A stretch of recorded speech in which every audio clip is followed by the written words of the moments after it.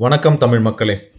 ஒரு புது அரசியல் கட்சி உதயமாகும் போது, ஒரு புது அரசியல் வரும் அப்படின்னும், ஒரு மாற்றம் வரும் அப்படின்னும் மக்கள் எதிர்பார்ப்பாங்க. திரு அரவிந்த் கெஜ்ரிவால் அவர்கள் ஆம் ஆத்மி கட்சிய தொடங்கும்போது, சமூக ஆர்வலர்கள், ஆசிரியர்கள் மற்றும் நிர்வாகிகள் பல பேர தன்னுடைய கட்சியில இணைத்துக்கிட்டு தன்னோட கட்சிய வளர்த்தார். திரு பிரசாந்த் கிஷோர் அவர்கள் ஜன் சூரஜ் கட்சி ஆரம்பிக்கும் போது அதே மாதிரி நிறைய அகடமிஷியன்ஸ், முன்னாள் அதிகாரிகள் மற்றும் சமூக செயல்பாட்டாளர்கள் ஆகியவர்களை தன்னுடைய கட்சியில இணைச்சு கொண்டார். இந்த சிந்தனைக்கு நேர் எதிரா புதிய மாற்று அரசியல் அப்படின்னு சொல்லிட்டு வர தாவேகா கட்சி மிற்ற கட்சிகள் இருந்துட்டு இருக்கிறவங்கள கொண்டு கட்சியை உருவாக்குறதுங்கிறது எந்த அளவுக்கு சரி அப்படிங்கிறது எனக்கு உண்மையிலே தெரியல.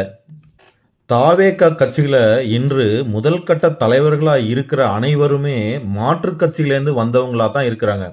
அதுவும் இல்லாம இந்த நிலை தொடரும் அப்படின்னும் அதிமுக மற்றும் திமுகவிலிருந்து நிறைய பேர் தாவேகா கட்சிக்கு வர போறாங்க அப்படின்னும் செய்திகள் வந்துட்டு இருக்கு.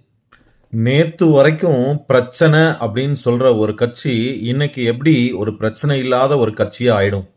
கார்ப்பரேட்ல இன்ஆர்கானிக் growth அப்படின்னு சொல்லுவாங்க. அப்படின்னா என்னன்னா, ஒரு நிறுவனம் வேறு சில பல நிறுவனங்களை கையகப்படுத்தி தான் ரொம்ப பெருசா வளர்ந்துட்டதா காட்டும். அது மாதிரியான ஒரு விஷயத்தை தான் தாவேகா கட்சி இன்னைக்கு செஞ்சிட்டு இருக்கு. என்ன பொறுத்த வரைக்கும் இது ஒரு புதிய அரசியலும் இல்ல, மாற்று அரசியலும் இல்ல. என்ன பொறுத்த வரைக்கும் இது the old wine in a new bottle அப்படின்னு சொல்லுவாங்க. அது மாதிரி இது உதிரிகளை கொண்டு ஆரம்பித்த ஒரு புதிய அரசியல் கட்சி. அவ்வளோதான். நன்றி மக்களே.